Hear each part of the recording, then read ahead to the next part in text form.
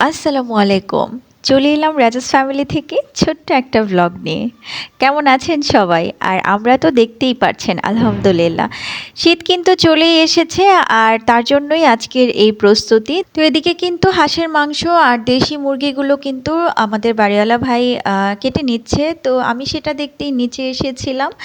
আর এই তো সাথে আমার ২ রাজপুত্রও এসেছে আর এসে ওদের বাবার মোটরসাইকেলে উঠে বসে আছে।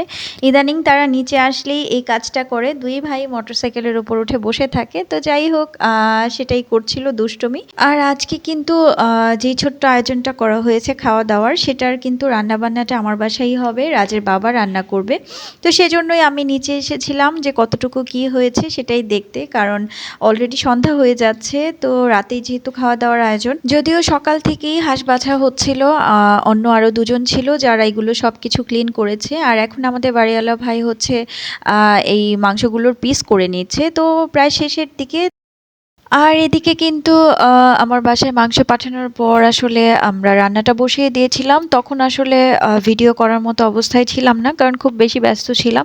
তো এদিকে মোটামুটি মাংস রান্নাটা মোটামুটি 90% হয়ে গিয়েছে। তো দেখতেই পাচ্ছেন ওটা হচ্ছে মুরগির মাংস আর এখানে হচ্ছে হাঁসের মাংস। তো এই তো রান্না মোটামুটি শেষের দিকে। আর কিছুক্ষণ পরেই আমরা আসলে চুলাটা অফ করে দিব। তো এখন একটু ভিডিও করে আপনাদেরকে দেখিয়ে দিলাম আর কিছুক্ষণ পরে আসলে সবাই চলে আসবে।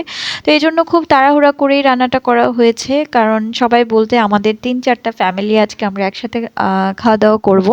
তো এদিকে কথা বলতে, বলতে আমাদের রান্নাটাও শেষ হয়ে গিয়েছে। আর এই হচ্ছে রান্নার ফাইনাল লুক। মাশাআল্লাহ, মাশাআল্লাহ, মাশাআল্লাহ।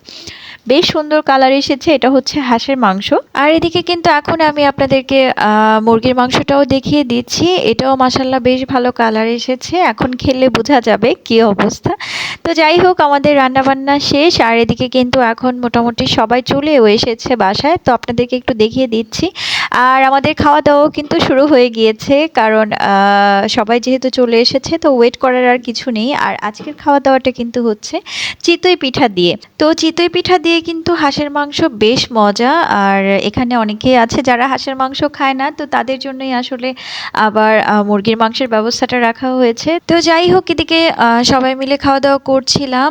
আর হাঁসের মাংসের ব্যাপারটা যেটা সেটা আসলে শীতের সময় মনে হয় যেন হাঁসের মাংস না হলে হয়ই না এরকম একটা ব্যাপার। কারণ আমার বাসায় তো শীত আসলে হাঁসের মাংসটা বাধ্যতামূলক। কারণ রাজের বাবা খুব বেশি পছন্দ করে। তো শীত আসলেই সেটা আমাদের খাওয়া হয়ই। আর এদিকে সবাই কিন্তু রান্নার বেশ প্রশংসা করেছে মাশাআল্লাহ। আর আমাদের খাওয়া-দাওয়া মোটামুটি শেষের দিকে, অনেকেরই শেষ। আর এখন সবাই কোল্ড ড্রিংকস খাচ্ছে। আর এই তো দেখতেই পাচ্ছেন রাজের বাবা ছোট সাহেবকে কোলে নিয়ে আছে। উনি তো আর কোনো কিছু খাবে না। উনি এতক্ষণ ইচ্ছে মতো দুষ্টুমি করেছে। আর এদিকে কিন্তু এখন সবারই খাওয়া-দাওয়া শেষ হয়ে গিয়েছে।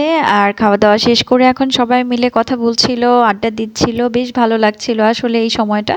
তো সবাই মিলে ছোট্ট একটা আয়োজন করে বেশ ভালো সময় কাটালাম।